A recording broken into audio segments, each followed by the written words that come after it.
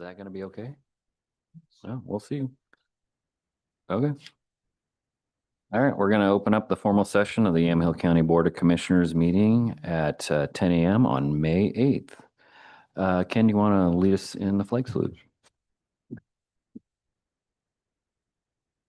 I pledge allegiance to the flag of the United States of America and to the republic for which it stands, one nation, under God, indivisible, with liberty and justice for all. Thank you for that. Any changes to the calendar? No.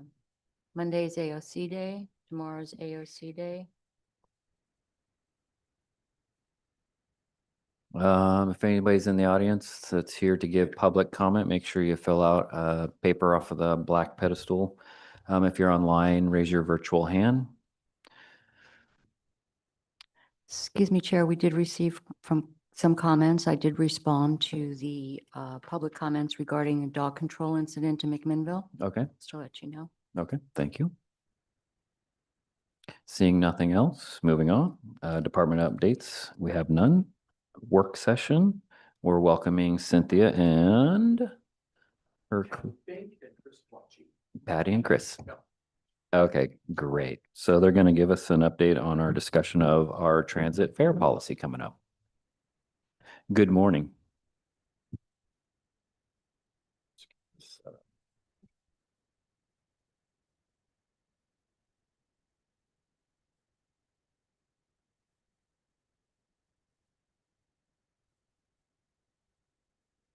Attempt to share. Let's see how this works.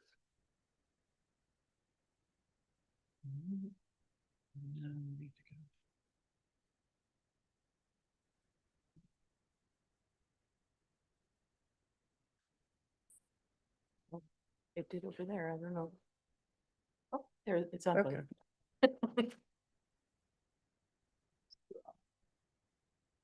Good morning, Chair Johnston and Commissioner. And I would first like to start out by introducing my team. This is Patricia Fink, and Chris Watchie, and they have been helping with this process for, wow, quite a while now. Didn't seem like it was going to be this long, but they are with a company called Cogito.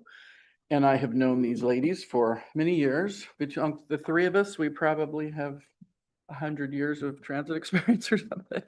Patty has expertise in service planning, and she managed the Hood River system for a long time.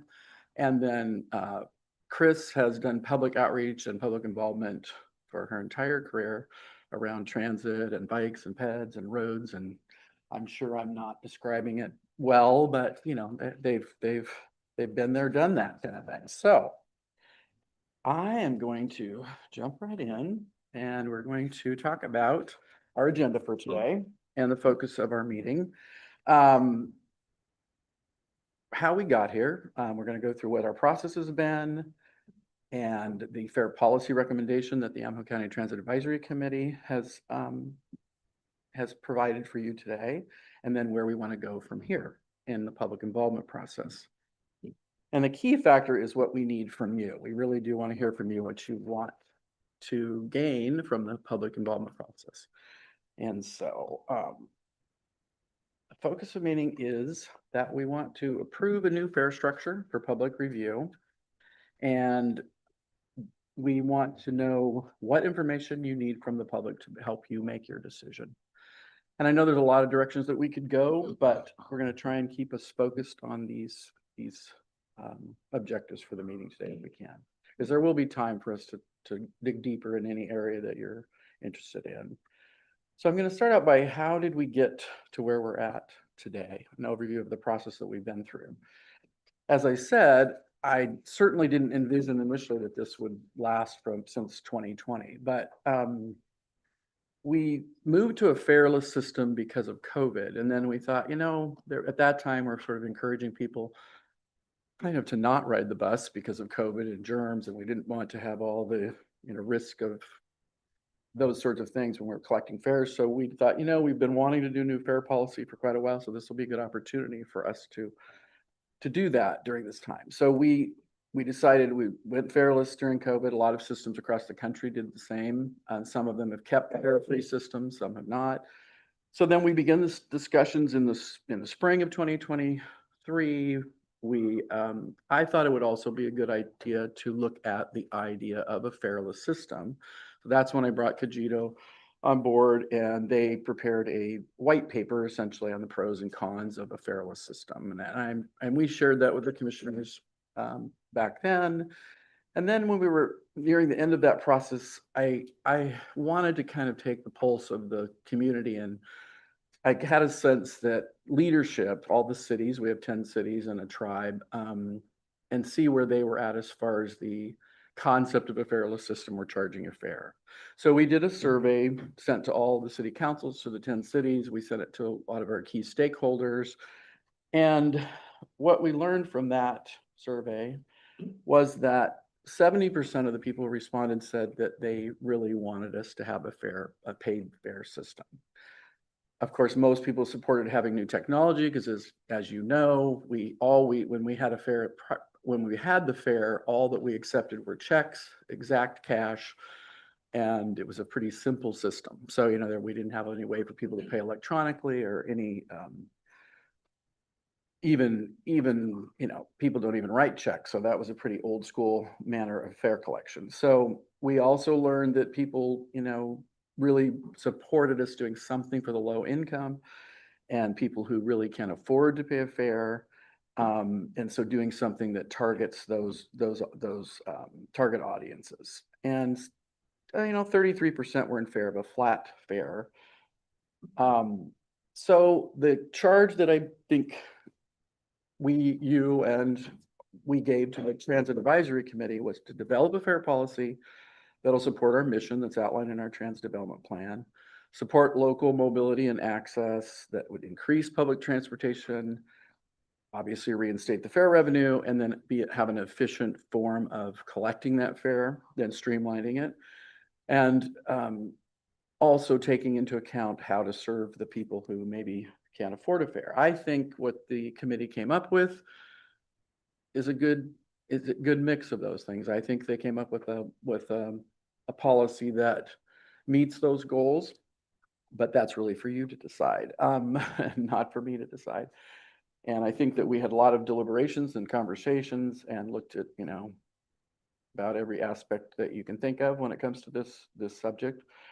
And, but now it's time for us to go out to the public. But before we do that, I want to introduce Patty, and Patty's going to go through the various options that the committee reviewed and how we landed on this, kind of proposal that's going to be for you today. So I'm going to turn it over to Patty and let her go through those options. Yeah, thanks. And thank you for allowing me to be here today. So we reviewed with, and I think you all saw the paper as well. We reviewed 5 different options. They ran the gamut. I will say that sort of as we went through each of the options, we felt like there were trade-offs with each one of them. Options 4 and 5 offered a strong long-term benefit and flexibility for the system, particularly if they were integrated with a FarePass partnership, which was part of each one of the 5 that we were recommending.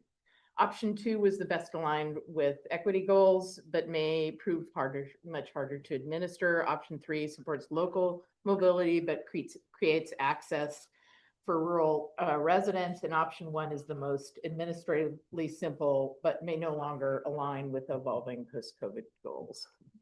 So given that, we provided that matrix and that white paper to the committee. And the committee had a long discussion about sort of what their preferences were. And based on that, we developed the actual proposed fare structure. The committee preferences or key elements that they'd like to see in the final option was they really like the day rate, which is a flat rate all day. But they also felt that at least initially they'd like a one-way rate to allow for greater access. So they were concerned that if you just went to a day rate, that raises the rate higher than than if you have a one-way option. They like the idea of a higher rate for trips that began out of the county. So trips that were beginning in Tigard or in Salem or in Hillsborough, they thought that there was an opportunity to charge a little bit more for the trips that were coming out of the county going into the county. They believe that the general public dial ride should be of higher price, more like an Uber, and that the ADA should be consistent with fixed route. So, and that is while it would be slightly higher, it would also then meet ADA requirements for that. They believe frequent riders should receive a substantial discount. They wanted to see a past program partnership option, which allows reduced prices for local employers. So for those employers that have employees coming out from out of the county, those they could find reduced rates. Universities, local social service agencies, senior services, and then one of the recommendations was also potentially the city could offer some low rates for residents. And they are recommending a phased implementation to reduce the shock for riders and ensure low-income riders aren't left out. So the proposed fare structure that they looked at, you might want to. Sorry. Sorry, I'm looking at my. Yeah. computer, so- I'm the one who has to hit the button. So the option is what we call a hybrid, sort of between option 4 and 5. The offer 2 types of flat rate day tickets. One would be a local in-county weekday flat rate for $4 with a one-way trip being $2.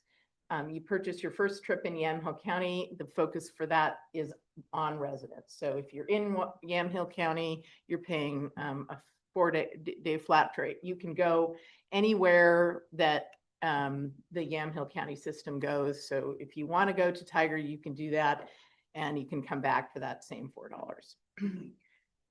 The other is an out-of-county weekday flat rate ticket. That would be higher at $10, with a one-way fare would be $5.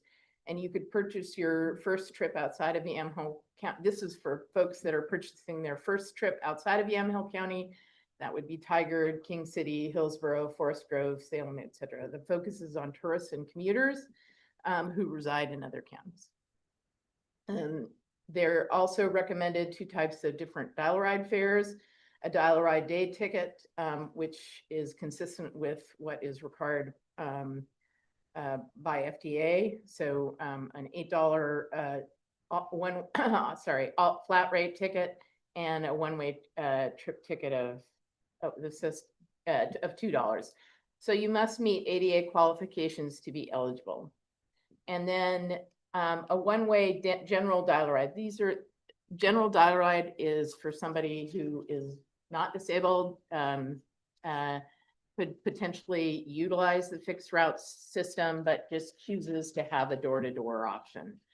So that is where the committee felt very strongly that those people either should be on fixed route or should be paying for the sort of specialized services in a way that the disabled community is not. So they were actually suggesting that it would be a one-way trip would be $15. So if you wanted to do a round trip, go to the store, whatever, you would pay $15, and that would. For some reason, my slide's not going to the next slide. I don't know why. And so. Well, I think I will stop and then share again. Okay. It seems to be frozen for some reason. Do you guys have any questions about the day rate or the one-way trip? Is that clear how that would work? I just have a question. Sure. In determining the ADA rate, Mhm. has anybody looked into sort of the micro of that as whether or not how many of those riders would be receiving some kind of a subsidy that would enable them to use this for those rides? I think, let's finish this next slide and I Okay. think it'll answer that question. thank And you. I want to add something when we get to the partnership program. So Okay, thank you. now I think you're on the right Yeah, slide. okay. Fair option. Yeah, so I'm just gonna go into the multi-fare trip option. Again, this was recommended by the committee that we have an opportunity for frequent riders to get a reduced rate. So on a local basis, so remembering out of county and local being the two primary options, a monthly pass would cost $20 per month.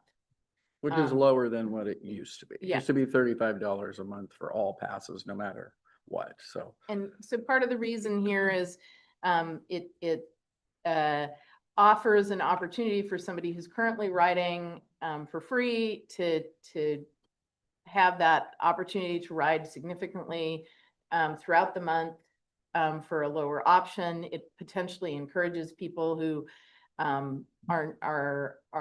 somewhat not riding all the time, but still wanting to have a pass implement that allows them to ride, to utilize a pass. And then the out of country monthly pass would be Country. out of county, sorry. That's okay.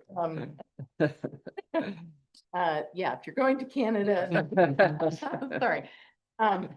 The out of county monthly pass would be $75 a month. The general dial-a-ride would be $125 a month. So you could ride as many times as you want for $125. Or the ADA dial-a-ride would be $75 a month. So that to some degree answers the commissioner's question. So if they're a frequent rider on ADA, they could do that, but just by buying monthly. And I actually meant to mention this in the intro, but so this is a good place to say it. This, in our opinion, is designed to, you're making it a little less expensive for local people and you get more trips, which helps with increasing ridership, but also giving ways for low income folks to be able to get a very inexpensive, if not even free pass, but getting more funding and more revenue stream from people who can actually afford it from the out of county folks. And so it's kind of a nice balance. One thing we didn't want to do was make it so that we have a staff of 3 and we don't want to manage, a sliding scale program that takes a whole person to do all of this. So we want to utilize our partnerships like YCAP, who used to purchase passes, or even some of the HHS programs. So they know their clientele and they already know which clientele are most in need of possibly having a free pass or a low cost pass. So what would need to happen initially is we would go out and work with all of our different partners, whether it's a college, a high school, what university, and then set up programs that work for their target, their audience. And that, so it could be a range of things, but I would prefer, and not just me, we would prefer that the management of that, because they already have systems set up for that. So then if they know, hey, we have, like, for example, we did a program with social service, DD, how long has it been? DD 53, is that right? 54. Anyway, they used to buy passes. So they have a whole client list of people who've already gone through some kind of a process, and we can say, set up a program that works for them and negotiate those up front. So I think the balance is nice. You have a system where people who really need to have some, offsetting of the fares will be able to do that, but also you can maximize the revenue stream from those who can afford it. So that was the goal, whether we completely accomplish that, but I think it will work. And, whenever you do something like this, we probably will have to tweak it at some point, but that's our thinking anyway. Yeah, and there are quite a few transit agencies do partnership programs with transit agencies that allow them. There's one in the Gorge where I worked. It's called Transit Connect, where the social service state agencies would vet whether someone was low income and then provide them a free or substantially reduced pass. The same would be true with high schools where, depending on whether you're part of the free lunch program or whatever, they already have those metrics established. So it offers something simple and relatively easy to implement without having a whole lot of a lot of times colleges too will, if they want to and they want to encourage transit ridership, they'll set it up when students are registering. Some colleges will pay for an annual pass for their students, but some do and some don't. But there's lots of different types of programs you can set up with George Fox or Linfield. And then that encourages ridership, obviously. If you're, going to Linfield and you get an annual pass, then you're going to probably ride the bus more. You're going to be able to, it also helps us market the system as well. So there's a lot of advantages in setting up the programs with the various stakeholder groups. And one of the things that we heard, both from the commissioners, from their feedback, as Mhm. well as from the technical advisory committee, was that they wanted to engage the cities on a different level. And so one of the ideas Yeah, for the that's right. partnership pass program is potentially, they could set aside, each of the cities could set aside a dollar amount that could allow them to pay for Mhm. passes for those folks that need additional assistance, or that maybe don't meet the low income requirements, but. So each city could set, and then I should mention, I'm not going into the details of the collection system, but I've been working with, we will have a chance to do that, but I've been working with other transit agencies and vetting various electronic collection systems. And all of them offer things like you pretty much just get a widget that goes on their computer. So let's say I'm working with a college and it's very simple and they're able to access it and pay for passes. So there's a lot more opportunity. It makes it much easier to set up those systems. In the old days, all three of us dealt with it when you'd have, everything was paper and it was a much longer, more lengthy process. So Are you allowing their program then to discount it to their user and we're getting full rate paid it's to a us? negotiation typically. That's probably something we'll have to decide, I think. So typically, partnership pass programs, like, an employer or a university would be required to purchase a reduced pass for every one of their employees, Right. whether they rode the bus or not. And what they found in those types of programs is that when an employee or a university student has that In their hands, pass in yeah. their hands, they tend to use the bus because here they have something that they're given from their employer. And that tends to increase the amount of ridership from that particular group. And what that does then is the next year, you look at how many of their employees have ridden, and then you up the dollar amount that they're paying. And some employers choose to subsidize that fully, or Mhm. some choose to just do so. Yeah. You can do a pass program, for all of your employees, or you can just say, I'm gonna subsidize the pass. If it's a local pass, I'll subsidize $10 of the Right. $20 fee. Or They're all kind of unique essentially. I mean, But we haven't. What we don't- you have, we okay, haven't because I come just, up with anything as that's we come- progress through this, I want to make sure that I process it correctly. If this program is based on those employers, because at that point, it doesn't matter to me. Did I get paid full price for it? They can go discount it or give it away. I just want to make sure that who is giving the discount Right. so I can It can process that as be a we. little bit progress. complicated, but yeah. it allows Hmm. the sort of either way allows the agency the transit agency to remain whole. So Mhm. for that year, they've received what they received from that employer Mm. or from those employees the previous year, et cetera, et cetera. So it depends on how you structure it. Well, but and you also, like for a social service agent, let's say that you realize, hey, the clients that HHS DD 53 serves, they just, you're basically, you want to offer those for maybe nothing. You as a commission could just say, there's a certain groups where we want to have it be free, but it's handled through that agency or not. Yeah. It really, those are decisions Okay. that we can make as we create those partnerships. In the past, what was the utilization from the partners? Pretty well, YCAP typically would purchase ticket books. I don't know they're quite a few every Okay. month. I could get you the number. I'll get you the number. They would tend to buy the 10 ticket books for $18 full price, and then they would give them out to their clients. The DD 53 we had, Tanya was here, she remember, I would think we had 20 to 30 clients that bought monthly passes at $35 a month. So you were providing those to the county. Mhm. Was the county paying you? Yes. Okay. and That's they what were- I mean. And there's also that to keep in mind. So sometimes you're selling them to another county department and it's coming out of their funds to pay us. So Right. sometimes it makes more sense to just say, here's some passes for your clients, because you're really just, So in Moving terms forward. of the number of partners that we had prior to this, what would you say they were? 5? we 10? really only had a few. We had YCAP, the HHS program.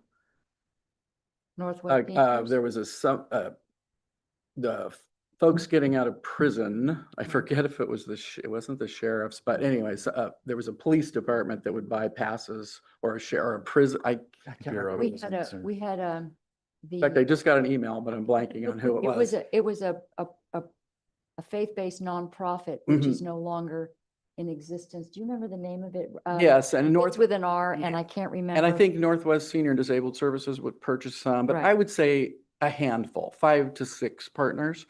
I think we're envisioning more than that in our idea. But all of these, do take time to go out and set up the partnerships. That is the time consuming. Yes, Remnant Initiative. Okay, I think don't it's remember Remnant. that name. Wow, I knew it was R. I was Okay. getting to Remnant, but yeah. So do you have any other questions before what we want to do next is talk about what our proposal is for the public involvement Well, process, unless I'm forgetting Well, something. no, we definitely want to get your input. Is this the right way, direction? Do you? Yes. you know. Those other counties or other organizations, were they similarly spaced out counties of population and distance between cities and bus routes, or are they more urban areas? You that mean do- for a structure like for a this? structure like that, and where they're passing them out, employers are passing them out, ridership just- goes up because, I see that would be, it's Uh, not always apples to apples, right? Not everything is apples to apples. I would say there's most transit, especially larger transit systems, TriMet for years and years and years has had an employer pass program. They offer them to almost any employer who will do it. They used to be quite expensive for the employers to purchase passes for all their employees.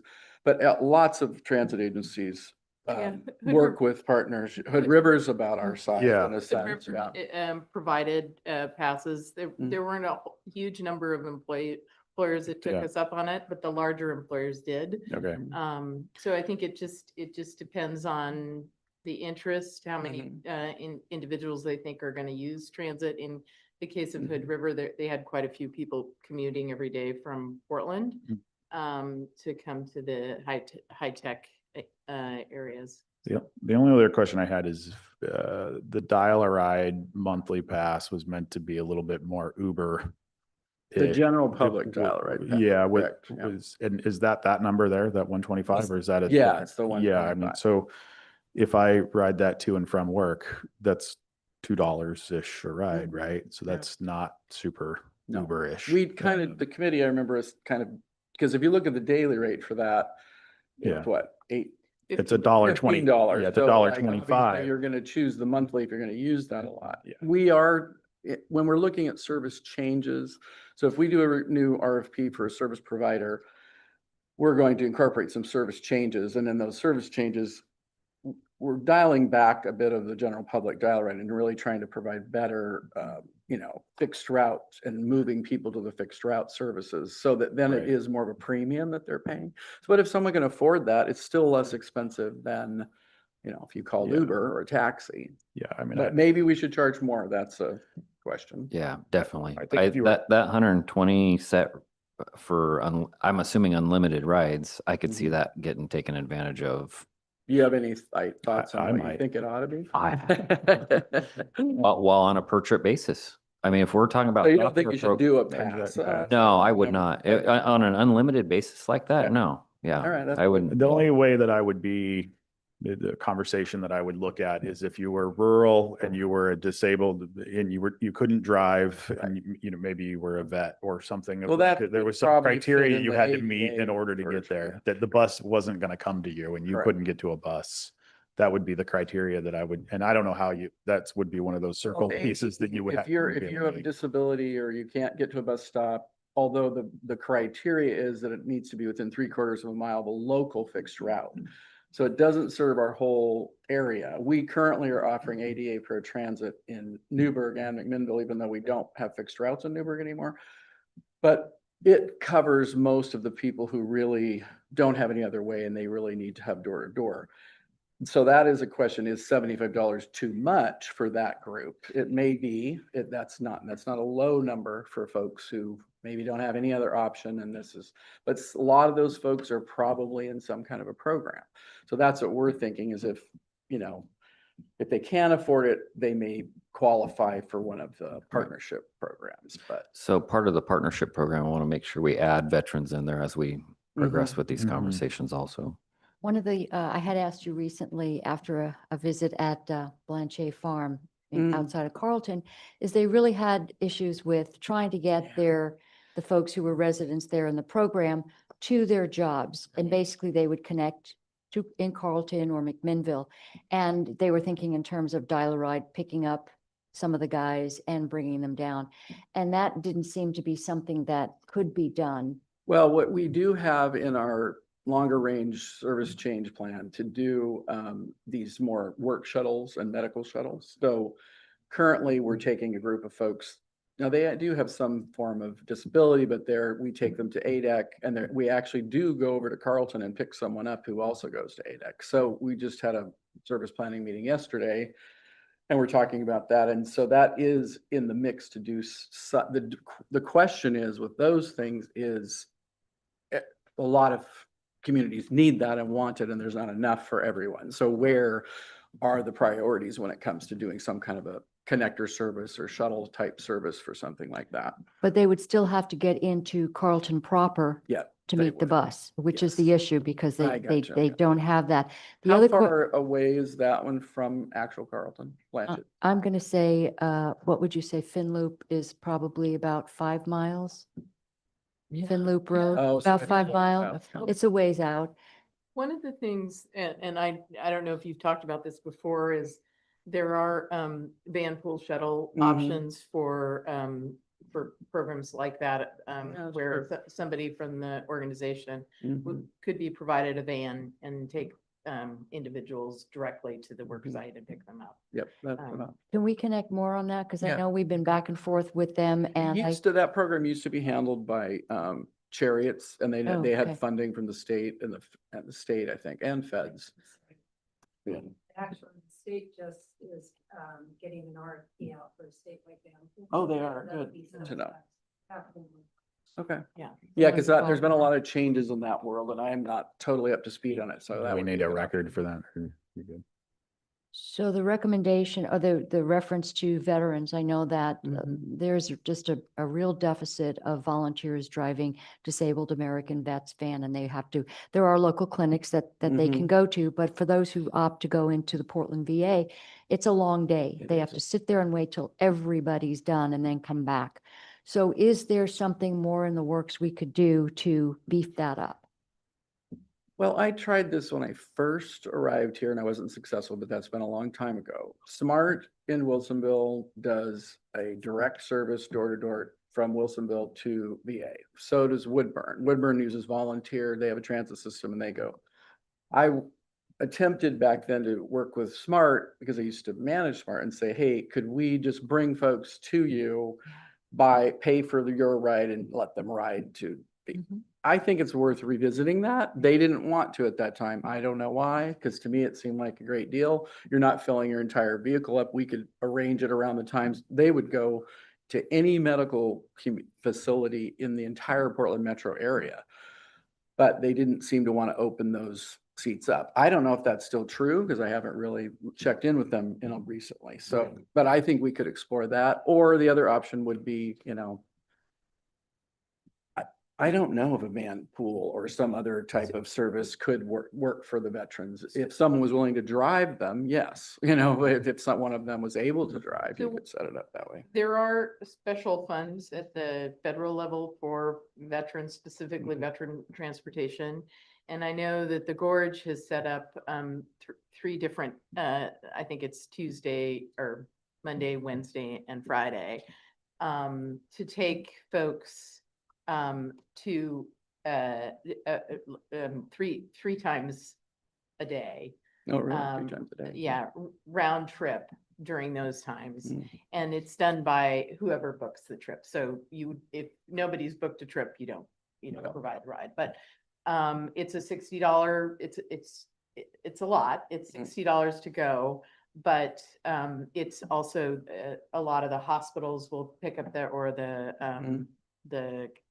coordinated care organizations will pick up that dollar amount. So it's an attempt to sort of pay for the driver's time and the ride itself. And they've been relatively successful. What you may or may not know is that a lot of the longer distance trips are paid for through a coordinated care organization and done through a private shuttle program. So like And- Well Ride is Well here Ride. and they go to Salem, but I don't know, do you know if they take folks to the VA? The problem is that non-emergent medical transport, Mhm. early on when the CCO established it, it was so quickly filled up and there's so Right. much more Right, need. right. And there is a finite amount dedicated to that Mhm. reimbursement. So, yeah. Yeah, so I think it's definitely worth exploring, 100%. And those are all things, again, could be developed within a partnership program so that you're working with the vets to potentially have them apply for federal funds to cover those trips, and you're offering them that as a way to do that. I think that would be all part of your partnership or your partnership program is like, we'll do, you can buy individual local tickets, we'll provide rides to the VA, et cetera, et cetera. Those could all be part of that partnership program. Okay, thank you. The pricing model that's being proposed, does that take into account the inputs from the county and the cities that are paying into it currently? That really should be, we haven't really done outreach yet to Okay. all of the city, other than just our, If central it circle does, that we did. I wonder if we should have two separate paths, one that we're going on now, and then another one that shows that what the rates would be if every city paid Yeah. what, I'm just going to be in quotations, what their fair share of that would Mm-hmm. be into the system. So do you? Just so that we have those options What- to know what- what the true costs are going to be to the cities. What cities are currently paying in? Do you know off the top of your head? This year, well, obviously McMinnville and Newburgh every year, about approximately 20,000 each. And then Grand Ron, because they actually Mhm. pay for a portion of the Route 22, they pay the most. They pay Mhm. around 80,000 a year. The other cities, it's what they can afford. So we've gotten some from City of Yamhill, we've gotten some from Dundee, Dayton, not every year, it depends on who's the leadership, and they usually make that decision as they're going through the budget process.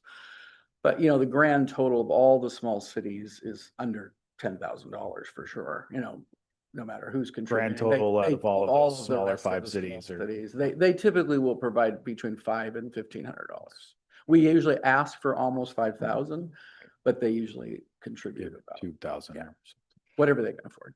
So are we going to have a separate discussion on that element? Because I think that's a big piece of it. Yes, we will have And a I think chance to that's talk why we about do that have it later. Show what the costs will be Yeah. if this doesn't happen. Yeah.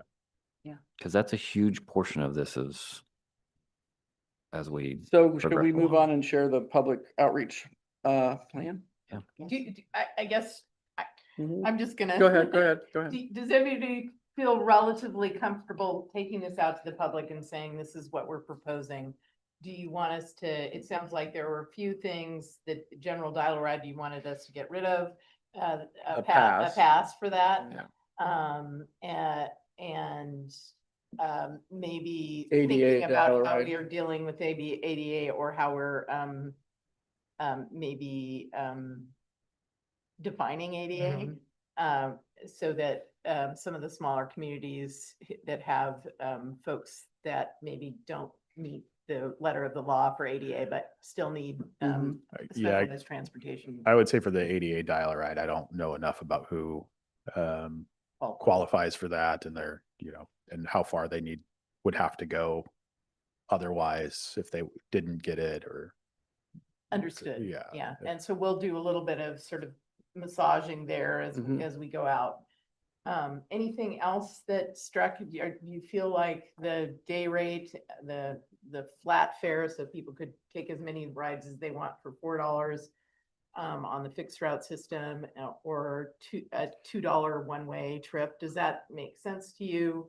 It's a little bit higher than. Well, how deep do you want to go? Because I mean, to me, without the in numbers, it's hard for me to say that, because I think ultimately we're still going to end up supplementing this unless we raise, something to $25 for the $4 in county all day. Now, do you mean supplementing the system overall, or what? Yes. What do you So I mean? don't care if it's stiff funding that's coming in, funding from federal, our $500,000 that we put into it from our Mhm. general fund, what the cities put into it. It's hard to answer that question and then go out to the public, be like, hey, this is what we're thinking for a fare structure, when it could be double that. It's not, at the end of the day, something that we are, or at least for me, what I'm comfortable doing.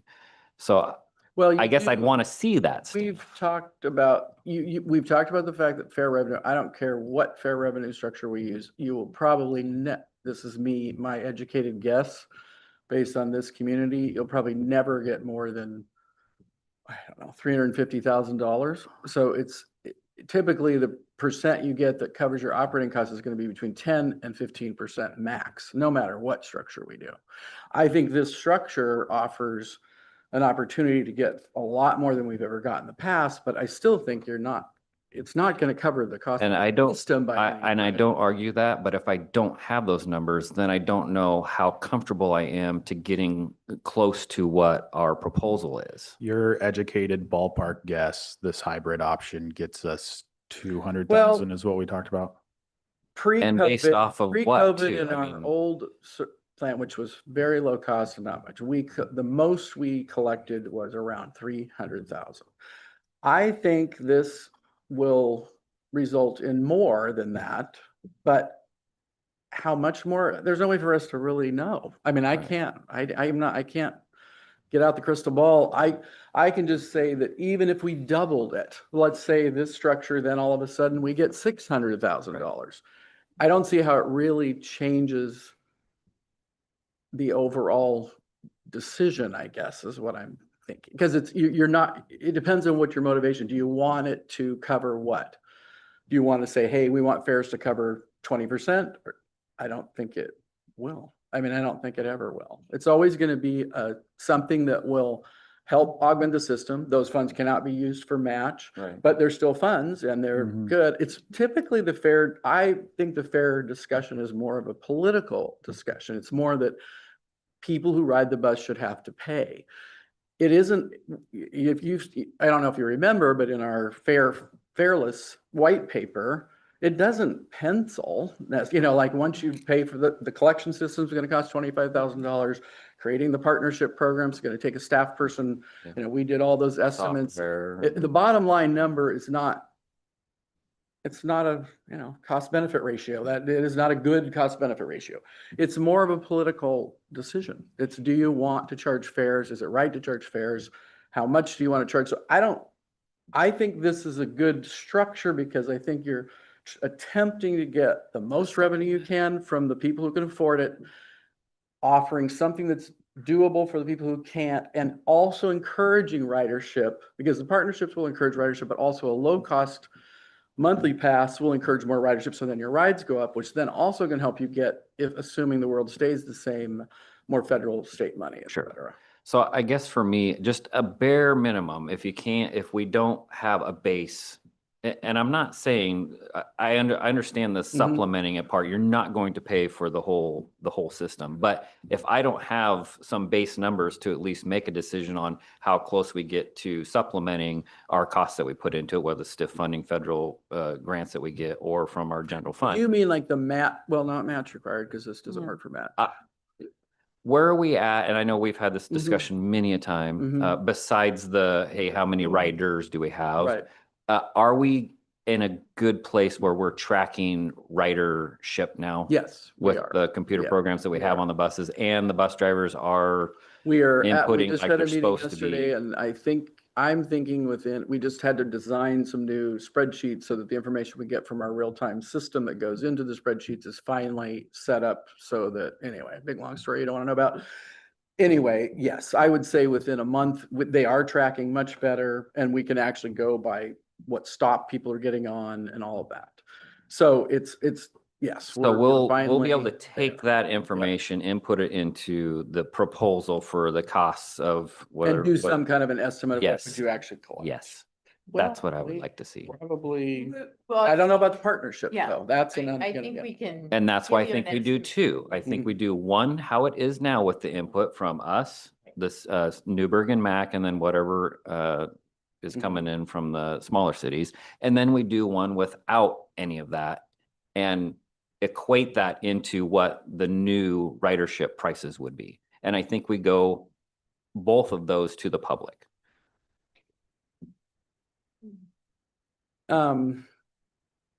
So I mean, you're- just rough math, we're a $500,000 into the transit program. You said Newburgh and Mac are another 40 plus, So no more than 10 what's cents. your end goal? Is the end goal that you would like it so that fares would cover the amount like the Might county? not even contributes? necessarily cover, I want the information out there so that as we're going, that the others, mainly for the other cities to recognize, be like, this is what this program is offering and here's what our Mhm. plan is. If you join us, this is what it will lower the rates down for your citizens in your area. What I want to make sure that all of the information is out there so that the cities in the end could make, I guess, their justified decision of why they're not putting into the system. And that's okay, but here's how that's going to be supplemented by having to charge more to supplement Oh, that. to So get we the- don't end up from Right. our general fund pumping in a portion that should have been probably Ours brought goes in from that. 550 to 650 here. from that city. Yeah, I think we can. The differential in that. Get pretty close to what you're talking about. What I hear you saying, and correct me if I'm wrong, is you want to justify why we're provide a solid justification to everybody throughout the county on why we need to raise fares, or go back to a Fares, right. paid fare system. And also allow, the other communities who may or may not be subsidizing now to understand that their contributions allow for and potentially provide for additional revenues that can go to lowering fares. Is that what I'm hearing you say, sort of in that? Yes, and also being very, very clear that we run on a very, very tight budget out of the general fund, Uh-huh. and then we don't have the funds to keep putting into this. So I want to make sure that everybody's clear as we build these rates, that it reflects us not having to supplement I think more and more every single year into it. Understood. I think to that point too, if you had a number of what the budgeted cost to run the fair program as well, if you're saying that there's another job or two, software, yearly We did updates include on- estimates for that in the fair fee, but what I think we could do, because we do have a little better information now, especially in our system. We could probably set up I could probably get Nelson Niger to do like a little modeling of, okay, based on our current ridership and we do this fare structure, what would be the revenue that we would bring in? And it's not gonna be perfect, but it would be. No, I probably, understand that. But if I have nothing decent- and I have somebody asking me from the public, well, what did you base this on? So. But yeah, I think if that number, but also And we needs to could be a take yearly that out cost of as what well. it's gonna cost to run the fair system, I think is Okay. a Yeah. another and number think that I would I wanna think know put too. that In there as well. It's 'Cause not if gonna not, be we're perfect, but it bringing could in- be close. So what I'm hearing, just Go ahead. again, Yep. Good, I'd like to do this to make Right, sure I'm Absolutely. understanding. But from what I'm hearing you say is you'd like this information before you sort of make a decision to go out to the public. Public, exactly. Got it. Okay. Yep. And so I guess the Okay. next question is, shall we stop the presentation here and? No, because we may have Okay. more changes that we want to make. So yeah, no, absolutely keep moving forward. Let me just back that, Carrick. So you're saying what I heard is different. I heard get all that information and when you do the public outreach, include it in the public outreach, or do you want Right, us to but bring it back to you? I want it to come back Then go before us public. because to me, and, I hear and no offense to you No, guys, no, no, you're I asking hear me a you. loaded question, be I like, hear hey, you. are you okay with this rate? Really? Yeah. Based on what? Okay. You know, Okay. I want at least the basic math there so that I can be like, well, maybe we do need to be $2 more, even though I know it's not going to affect it a lot, but Right. it's still a little bit. And even if we come down to the most minute scale of how does it affect our general fund, the 500,000 that we put in, and what does it look like for us to, through the lens of not supplementing this more and more every single year, if it stays at the half, or even if maybe we can actually shrink that number depending on what we end up charging for rides. So yes, very loaded question, some just base code or foundational math that we can base off of this, that we can correlate and with the understanding from me that I know it's not going to supplement the whole program, because you'd be, And it probably won't supplement the, I would I would understand that you would just get up right now and be like, see you Well, later. no, I'm- the truth is the general fund and what it contributes is used for match. This can't be. So it can it can offset our budget, our overall budget, but it can't help us with our match problem for federal dollars. Okay. That is the problem. So no matter what you come up with, it's not going to say, okay, There will I got still no be more some. general fund. Now, But, it could help us with the argument with the cities. right, saying, because the okay, city's cities, monies if could you be can added to contribute, use, yeah, then that could help some. Yep. That, so. Were you okay. going to say something, Ken? Okay. Okay. About the fact that we can't use it. I have just before No, go we, ahead, go ahead. if, I think to me, because I remember going down to shake down the city of Newburgh for $20,000, and that's because they weren't paying. Right. And that was 10 years ago. Right. So for me, when I look at our budget and what we're required to do year over year over year, Right. it is not fair No, it isn't. to continue to say whatever you want to pay. I'm looking at a model that includes population, and there would go to some specific numbers of ridership from those cities, Mhm. and to basically say, this is what it costs to run transit Right. into Yep. pick a city. If we can no longer afford to do that, we can no longer provide this service. I think the Yeah. days of the county largesse is long over. Our budget does not allow for Right. that anymore, and we can't play that game. So while I feel for the fact Yeah. that cities' budgets are constrained, we just sat through 3 days of Club, yeah. join the club, and we have to take from Peter to pay Paul to try to make it pencil out. I think the cities are going to have to do the Well, same. the action you could take, because every year I do calculate what I estimate the ridership to be for each one of those cities and what they are. In the early years, I would say this, you're getting $800,000 worth of service and you're paying $20,000. Okay, those sorts of scenarios. Then is you could, as a county service district, I think you have the power to vote to force them to pay. I mean, that is an action that you can take, I think, and could double check in Christian. But I think I think you can, when it was formed, That was a hot. there was an potato, though. agreement Gotcha. that you would Well, not, that it didn't Let's come back include to that money. one. It did include money, but after 10 years of trying to ask them nicely, I think Yeah. it probably won't, but I don't mind making the argument. And will say this, I think the interest and support of transit has grown significantly over the last 10 years. So in those cities, they are much more interested and they're much more involved, and they ask about it and they care about it and they see that it's valuable. So I do think that has changed, and definitely step one, if we take this structure and show them, hey, this, we can make the arguments that, Right. that Commissioner Johnson's talking about. And that's think why I that want will be it. helpful. Because they most likely will. I did the math on just based on what McMinnville pays, and I think it was somewhere between 5,000 and 6,000 on like a 4,500 person population for some ancillary cities.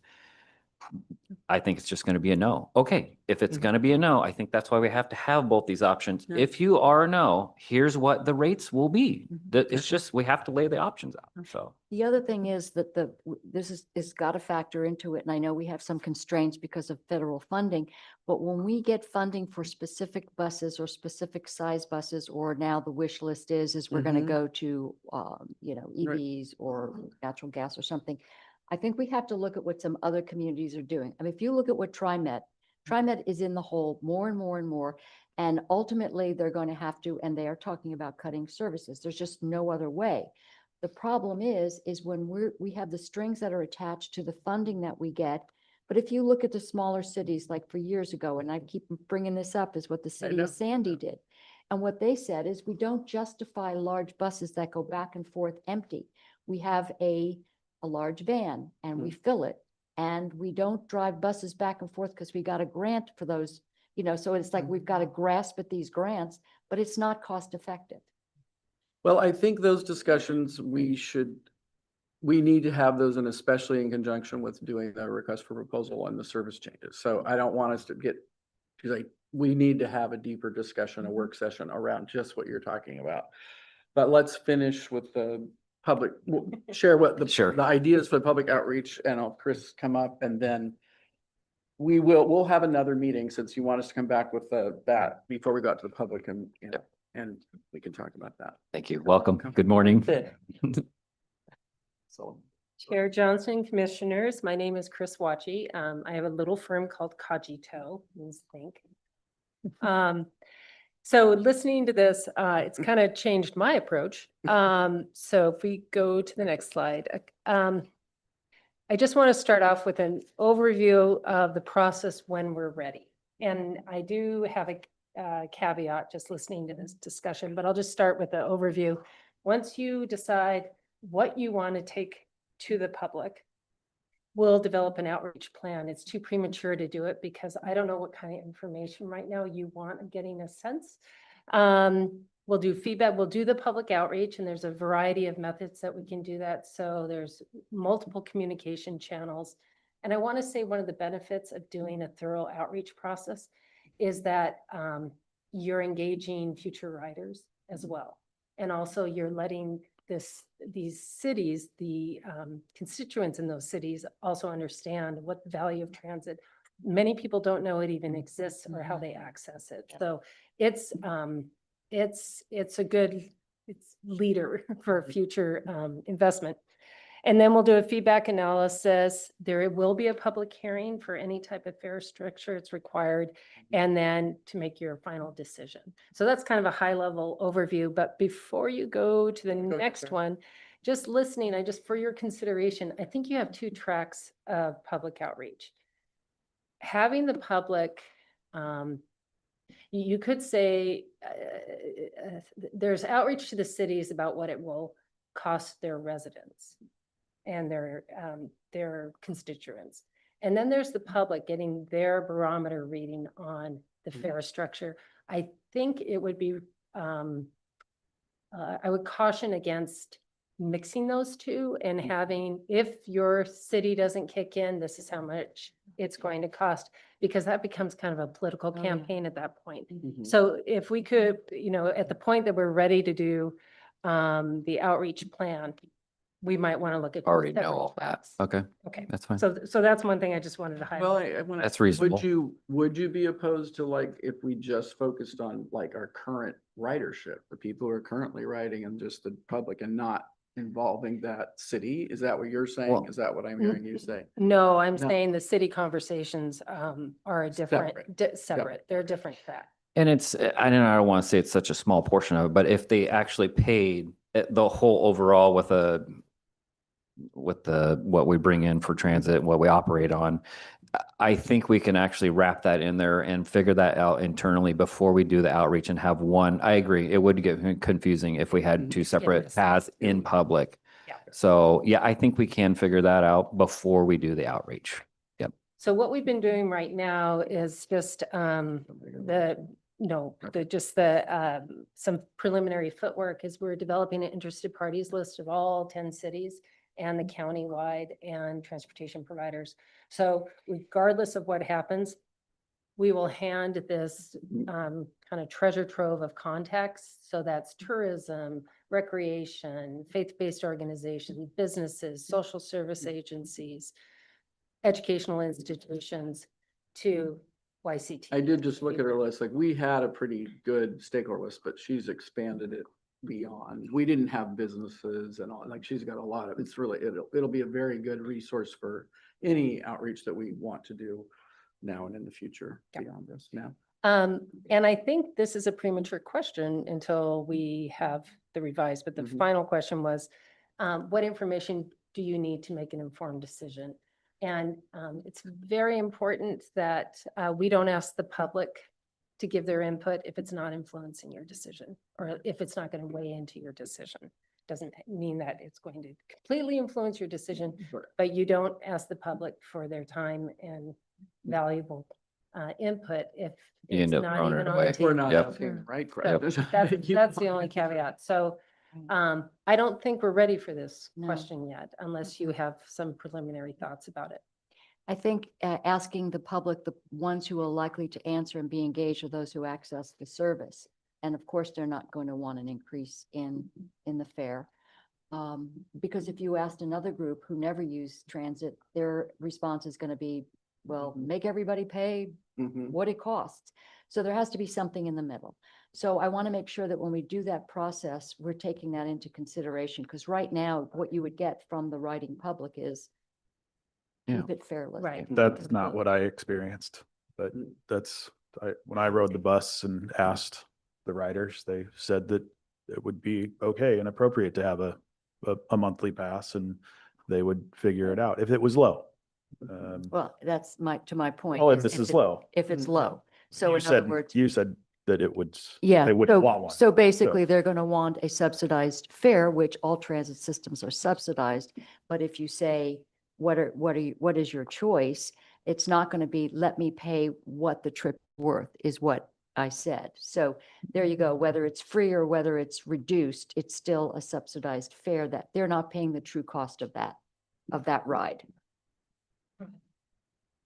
I preached a sermon to Commissioner Johnson. Yes, we had a yesterday, and- very interesting and did conversation some yesterday. Research after the budget committee meeting, and I went, and I love ChatGPT, I have to tell you, but because I've always known in my gut that every form of transportation is subsidized, and I asked it a lot of questions. And you may not believe me, but all of us driving around on the roads, we are subsidized more than transit. $5,000 a person based on 13,500 miles a year. And I have a whole bunch of other things that I put in there.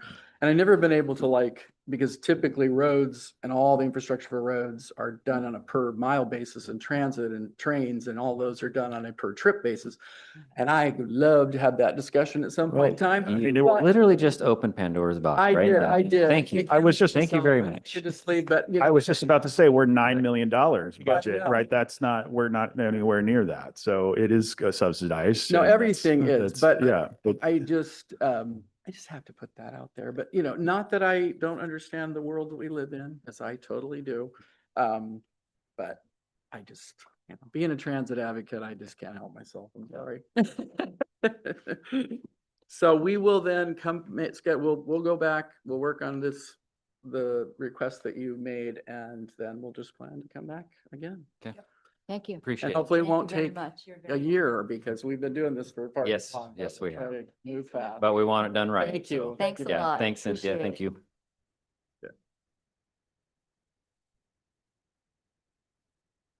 All right.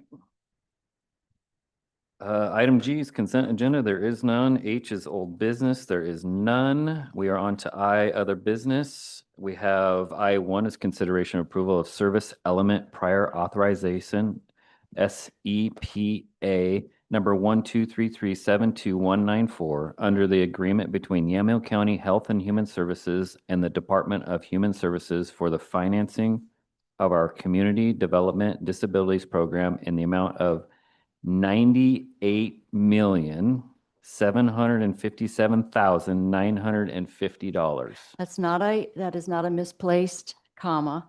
And just for the edification of our new commissioner and for the public who might be saying, what? You're talking about almost $9 million. What this is basically it's a pass-through from ODHS. And these are very expensive services for a relatively small population of people who need full-time care, residential care, particularly very expensive supported living services. So these are sometimes people who have, it's 24-hour care. So these are specifics. You have to be, in other words, you have to be enrolled in these K plans or specific waivers to get this. So I would move approval because there really is just a pass through and there's no change except that removing that $24. Motion's been made. Any further discussion? I did double take, but after reading the packet, I understood it. So All right, all those in favor signify by saying aye. Aye. Motion passes unanimously. Thank you. Item I2, consideration of approval of service element prior authorization. This is hilarious. SEPA 125282265 under the agreement between Yamhill County Health and Human Services and the Department of Human Services for the financing of our community development disabilities in the amount of $24. I would move approval. Is there any further discussion? None. All those in favor signify by saying aye. Aye. Aye. Motion passes unanimously. Thank you. That's probably the most extremes we've had on this. Item I3, consideration of approval of a revised fee and surcharge schedule for building, plumbing, mechanical, manufactured home, and electrical permits effective July 1, 2025. And we have our planning director, Ken Friday here. Welcome. Hey, thanks. We're requesting the board adopt a new fee schedule for the permits you outlined and have them effective July 1st. The Oregon Administrative Rule 918020 states that we shall provide adequate funding necessary to administer and enforce the inspection program. The rule doesn't say where that money comes from, and in the early 1990s, it was decided that the general fund should not support our department, but it should be supported by fees. So we're asking this for this adjustment so we don't become a burden to the general fund. We did not request raising our fees from last year, so we're requesting a 7.1% increase based on the last 2 years of the Consumer Price Index. And we're also asking for a 5% technology surcharge to pay for the program and equipment we're presently using and will anticipate needing replacement in the future. Oh, I forgot one thing. In looking at the chart, today, Alicia found that there was a Scrivener's error on page 10, table G. She found a block of categories which did not Getting increased. have the 7.1% calculated. So I was going to pass out that. Sure. And do you remember what our increase was 2 years ago? Pardon? What the increase was 2 years ago? And then my follow-up to that question is going to be when we increased 2 years ago, how long was it that we didn't do an increase until that time? I'm just trying to probably- build a long-term no, picture it here was for probably 2007 was the a last. long time. Yeah, it was Yep. a long time. And so when we came 2 years ago, we indicated that we were probably going to come every couple of years to do this instead of waiting that Load long. it all. So Okay. Ken, question. I know in the past you've wanted this to be done and we've kind of pushed you off and said, we don't want to do that, but really you don't have any choice. It's not Yeah, something that you. yeah, and we're aware that we need to walk this line between having fees to fund the department and keeping them low. And even with these increases, we've looked at the other jurisdictions and we're lower than our neighboring jurisdictions. And I will say, I think it's a bit of office pride that we get folks from the metro area that regularly tell us that our fees are way lower than them. And they're not my ultimate measure, but Right. but I do want our fees to be low. And I'm fortunate that I've got a building team with Tim Cadiga and Bo Biggs, who's sitting back there, who've worked on the development side. And they want to keep the fees high enough to cover our future costs, but low enough not to be a burden. And so we've tried to strike that balance. So in terms of your office and being self-funding, can you talk about that? Because I don't think people realize the degree to which you are. Yeah, we are 100% self-funded. We used to get $50,000 for GIS. That was the only thing that we received, and that's being transferred out. And so we're going to be 100% and have been since the 1990s. Like when I got here in the 80s, a conditional use permit was $150, and that was not covering anything other than maybe the paper. So things like the inspections and planning, those things were subsidized by our general fund. And it was just seen that, we shouldn't really be subsidizing development. The development should be paying for itself. But they also wanted to make sure that it wasn't too much, that it only covered what our costs were for our office. Thank you. I appreciate too, there's a value to our quick turnaround too. I've always heard it from other counties that there are delays in getting stuff done. Time is money for these contractors. So there's a value also there on top of being reasonable with the fees that we charge. The turnaround is fantastic. So I would move approval. Mr. Chair, I have one question. Ken, Yes. you're also asking for the change to Board Order 18213. Yeah, so that some of these fees we can have increased by the consumer price index without coming. Some of these we have to come to the board to ask. I just wanted to ask, then would we bring that amended board order back Yeah. at a future time, Yeah. next week or the following week, to amend it to include those specific miscellaneous building planning and processing Yeah. fees into your annual adjustment? So Yeah. be approving the fees that aren't going to be made part of that amended board order, right? Those would go into Right. effect, and then we'll come back with the board order. Adding those limited fees to the annual adjustment, which presumably means then they wouldn't be coming back to the board in the future. They would be just Correct, adjusted yeah. annually pursuant to the. Some board. of them wouldn't come back. Does that make yeah. sense? Yeah. Yep. Okay.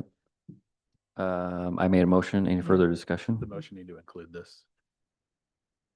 To, Do you want me to amend the motion, Christian, or is the motion still to approve item I think you could I3? say as adjusted by, I would move to approve item I3 as adjusted, and then we'll have a schedule for the separate fees come to us I think next that's week. right, because you're still approving the same fees. They're Yeah. just going to be reflected slightly differently, some in that board order and some will just be standalone. Okay. So I think that works. All right. Any further discussion? none, No. sorry. None. All those in favor signify by saying aye. Aye. Aye. Motion passes unanimously. Thank you. I4 is consideration approval of a revised fee schedule for the surveyor's office effective July 1st, 2025. yes, the current fees were established by the board in 2007 at the request of the county surveyor, Dan Lynchide. And while researching this issue, it was discovered that Board Order 07317 established these fees and had a language in them to have them adjusted according to the Consumer Price Index. And for some reason, Dan Lynchide did not follow that provision, and I don't think that knowledge was passed on to any of our subsequent surveyors. So the fees have just remained static since that time. The one fee that Mr. Lynchide did request to be modified was he requested the deed recording fee be decreased from $10 to $5. And we're requesting that to be reestablished at $10. And I'm told in the legislature, they're actually looking at raising it above that. We're not asking for that at this time. We may come back in years to come, but anyway, we put a chart together showing the current fees, the proposed fees, and what the current fees would have been had this consumer price index increase been applied since 2007. And the fee increases we propose are less than what would have resulted with the consumer price index increases. So we're requesting this be adopted and again have a effective date of July 1st. All right. And that would then again come back in the form of a revised board order reflecting those new rates, which, does that board order also have it does have the annual CPI increases, right? Yes. So then those fees wouldn't be coming back to the board annually, they would. So we'll get it on track to be CPI based. Correct. Okay, Yep. perfect. I would make a motion of approval for item I4. Any further discussion? None. None. All those in favor signify by saying aye. Motion passes unanimously. Thank you. Thank you, Ken. Sure. Thanks, everybody. Thank you. Bye. Moving on to item I5, consideration of approval of a personal service agreement between Yamhill County and Beery Elsner Hammond LLP for outside legal services. Yeah, this is the agreement with Jody's new firm. The only, and it will also update and replace the agreement that we entered into with same firm last summer, which was limited to just labor council services. So this agreement would cover both those services and the land use and property tax legal services that we expect to utilize Jody for while we're transitioning. Okay. And the only thing I would add is that if you could approve this retroactive to May 1st, because I know that this week she's been starting to have conversations with our planning department.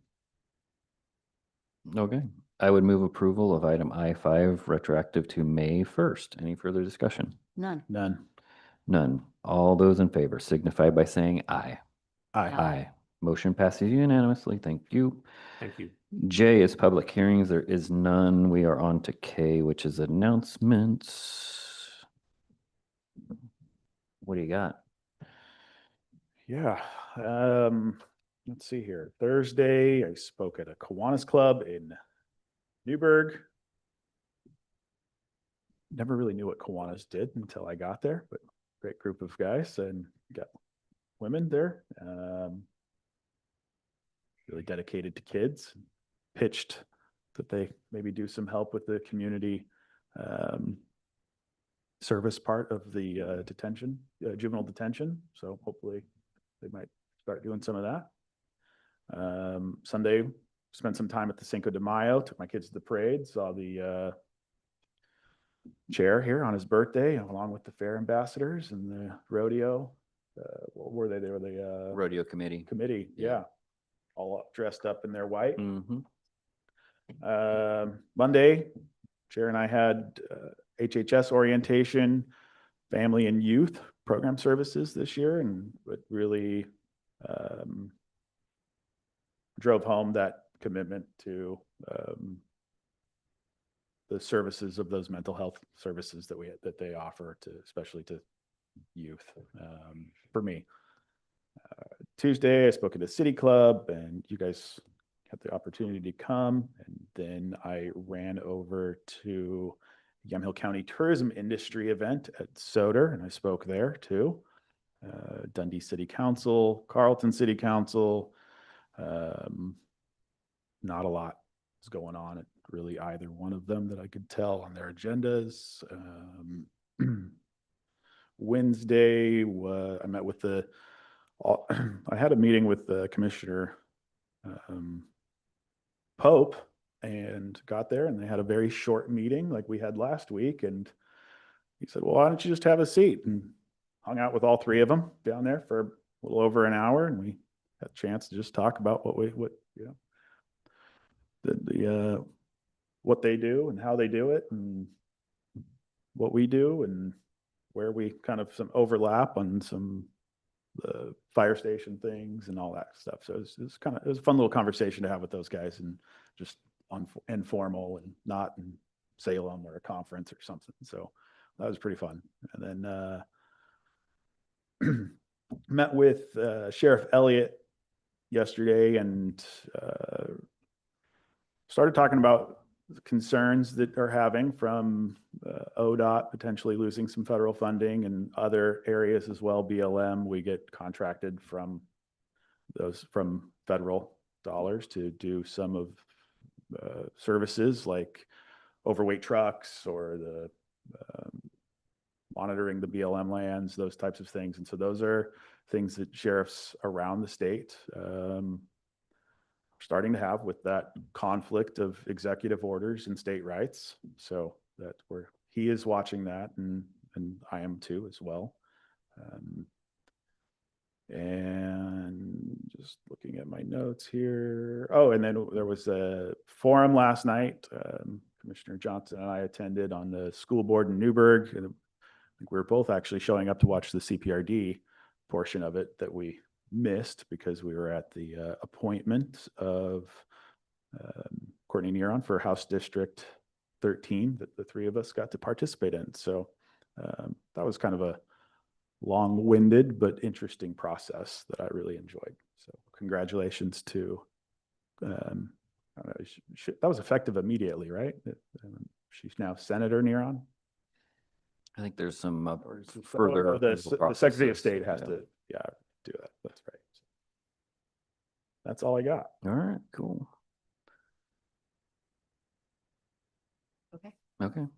Alrighty, so Northwest Senior Disability Services, which folks may or may not know, does the enrollment for ODHS as well as SNAP benefits, Medicaid. It's very comprehensive. They have about 1,000 calls a month. They've got 70 case managers.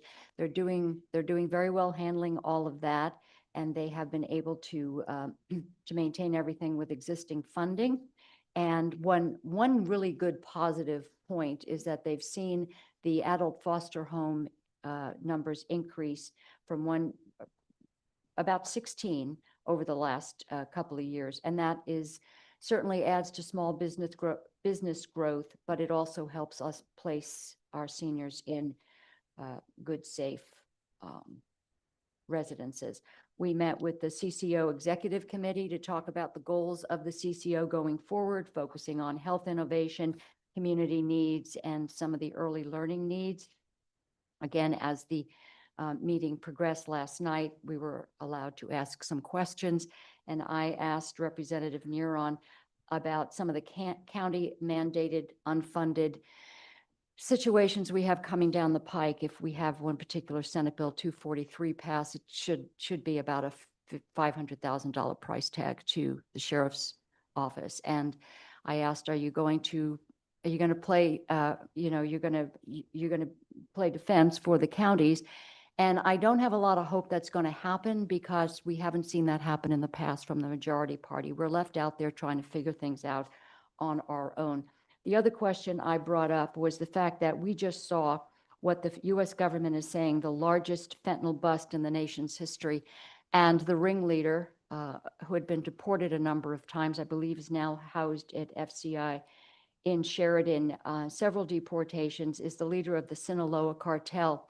That was 25.5 pounds of fentanyl, enough to kill people in about 5 states, $5 million in cash, and probably more firearms. I've got a picture here if anybody wants to see them. Most of them would not be something that law-abiding citizens could own in the state of Oregon. And I asked how they were going to modernize or address the sanctuary state concerns that are not only leading to a lot of these street animals coming into our community and effectively killing young people with the fentanyl that they're bringing in. And there wasn't a lot of commitment to do that because immigration, as we know, is under the purview of the federal government. It is not something that the state has the jurisdiction over. We are to comply with federal immigration with the executive order. I don't know how that's going to impact them because I asked them how they were going to address the fact that we're basically beholden to the federal government for our federal funding on a variety of the programs that we are supporting. I wanted to go back to, you mentioned that you spoke at the City Club. We were there, and a constituent had a question about something that you said. You mentioned that somebody wanted to asked about a 5-member board and that would require home rule charter. You said that was typically something that counties that were over 200,000 were doing. Yeah, when I've asked the question before, that was at AOC, that was a rule of thumb of usually when a county gets triggered. Okay, that is incorrect. And I think it's real important if you don't know the answer not to make it up. And that's That was because what I was- folks come to us. No, because I have a list of the counties, the 9 counties, and there are 87,000 people in one of them, 80,000 people in another, 41,000 people in another, and 23,000 people in another. There's only one county's home rule that has 789,000, and that's Multnomah County. It's a very long process. It requires a vote of the people. It requires a charter. It requires an awful lot. I think people are expecting that information to be accurate. There's nothing wrong with saying you don't know. The other thing I wanted to point out is that the majority of the speech really had to do with some disparaging remarks about a former board member. The campaign is over. There is no reason why whoever wrote that speech for you had to focus on the fact that we were a cohesive board. Now, I will point out that our commissioners did not vote 100% in lockstep. You have the same percentage as the former board of voting with us, which is about 99% of the time. So going forward, if we're going to work as a board, we don't have to agree on things, but to get up in front of a group of people and to do cold shot after cold shot after cold shot on your current commissioners and a former commissioner is not only productive, but it's something you told me you were not going to do. So I just want to say that was very disappointing and very disheartening.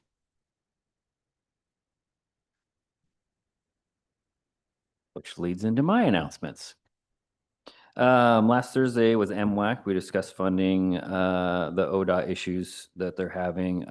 It seems the Transportation Committee has, sent out some recommendations to them to, cut programs to almost gain $13 million. So, that's promising. I don't know if it'll pass or not, but we did discuss a little bit of that. We discussed time frame and possible funding timeline for Highway 18 and Lafayette Highway intersection.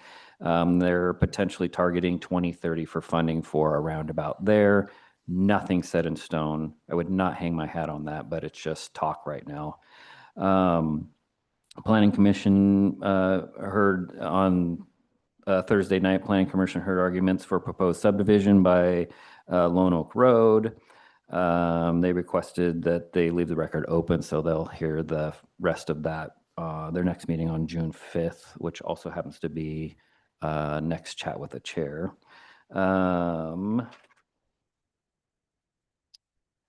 Let's see, Friday, me and our economic development manager, Joya, met Alerica, who we gave the broadband grant funding to. They've started out in the Hopewell area. So we got to tour around to see the different areas that the construction projects were starting and where they were going to move to. The most interesting one was going to be the Grand Island Bridge, where they are going to bore under the slough. So if you've ever gone down there, it's a pretty steep bank, but they will have set one boring machine. I think they said it'd be 600-foot pole with one boring machine going underneath the slough. That's going to be pretty fun to watch. I did get to watch them just on a smaller scale bore a ditch, and just by the time we got there, we just got to see the bore come out. I know I'm geeking out. That's It's right terrible. in I your literally face. took a video of it. It's pretty cool stuff. Anyway. And I asked him, I'm like, hey, I've always wondered how you can attach all those pipes and bore 300 feet away. And they have one guy with a sensor and talking back to the guy pushing the pipes through the ground. I'm like, how do you steer that? And it's the end of it. You just turn the pipe and it's got a little shovel on it. And if you turn the pipe, well, then the pipe starts going that way. You turn the shovel again, it starts going. They steer it by just turning the pipe. Pretty amazing stuff. Anyway, finished that tour up with Joya. Alerica also, they're going to have us come back out when they actually start doing the fiber splices so we can see how that's done. They like literally take the one glass fiber for whatever residence is hooking onto it, and then they have like this box that they splice them all together with this fusion heat tool. It's going to be very interesting. Did you guys want to go to that? I can probably arrange Absolutely. Yeah. that. Okay. We probably won't be as excited about it. get you a as hard we hat? are, But Yeah. In fact, I still have Mark Lago's hard hat. I need to get it back to him. Anyway, moving on. Saturday was Farm Fest out at the Heritage Museum. Super cool to always go out there. Man, the plow teams with the horses, and they get them all fancy and dressed up, and they have their competition going on with their own section. The butter turners, the sawmill. mhm. They got the what's the blacksmith is right when you first come in the gate there. And then the coolest part's the steam tractor running around. And then on Sunday, we had the Cinco de Mayo parade, as Commissioner King mentioned. Super cool this year. It seemed like we always struggled in years past when I'm driving the ambassadors around to the different parades to get enough people. And the rodeo committee this year have committed, and they showed up in force. There had to be 10 of them, and they are committed to at least 8 every single parade. So you are now going to see the truck with the red barn with the ambassadors, and then a slew of rodeo committee members in their white shirts following. And what we're doing is we're handing out postcards for the fair and rodeo to advertise it. So huge shout out to them for showing up and being committed. Our next parade is going to be Alien Days, May 17th, I think. Is that Saturday or Sunday? On Saturday. Saturday. I think that's the 16th Yeah, 16th. Okay. Saturday is the 17th. or 17th. Yeah. So that'll be fun. The ambassadors have pink shirts and they're going to do their hair somehow to be alien. And then they have little headbands that are alien related. And then the truck's going to have a flying saucer sucking up a cow. So not a real cow. It could be inflated, but it's going to be fun. That was Sunday. Monday, Dayton City Council meeting met. They're updating their overlay plan for FEMA and their floodplain. Then they went into their budget committee meeting. Tuesday, the note I had for the city club was Will Worthy wanting to split machinery with the county, which anyway, we're going to have a little bit deeper conversation with Mark Lago on that. We're thinking actually more of a chip laying machine because we don't have one of those. And I think it'd be nice to see what the costs are to bring that in-house, especially if there's other cities wanting to join to make it more efficient. So 73. And they said their budget was balanced, and I thought, great, you can kick down a little more. for There you go. transit. Yep, there, yeah, exactly, yep. Let's see, yesterday we had Council of Governments meeting 7 a.m. We just, again, rehashed kind of the bills that we're tracking that are pertinent to the COG. Not a lot of updates there. We did add a few that we wanted to either go see if they were going through legislature, or if we could recommend that maybe it's something that they could start talking about, which was, for me, it was ADUs on our EFU and forestry. So they're going to look into that. Let's see, yesterday night was the Tri-County meeting to vote to fill the empty Senate seat left by Aaron Woods. We did that. It is Courtney Neron. And then this morning.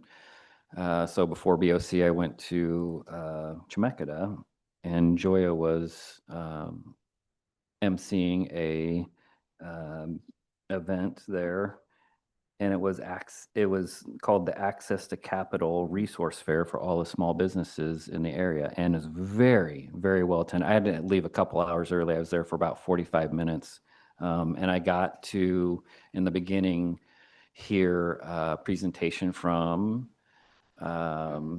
Miss Hannah's Popcorn and our funding that we granted them for a conveyor system, which is coming very shortly, and we will get a tour of that.